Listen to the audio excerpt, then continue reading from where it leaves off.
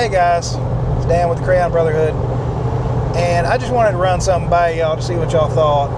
I've been pondering the idea of doing like maybe not a daily vlog, but just little short videos during the week.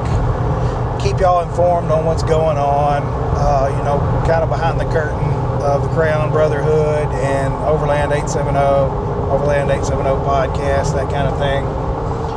And just kind of get on here and talk, just to see where y'all are at on things and what y'all think about things.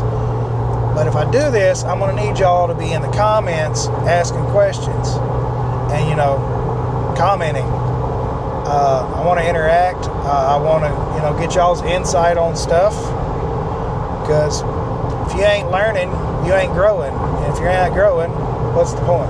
So just an idea I had. I've ran it by some of the friends, and they were like, man, that's a pretty good idea. You ought to do it. But I wanted to get y'all's insight on it and see what y'all thought. So y'all let me know what you think about it, and leave a like and a comment down there and let me know. And ask some questions. I'll do what I can to get in there and make a video and answer them.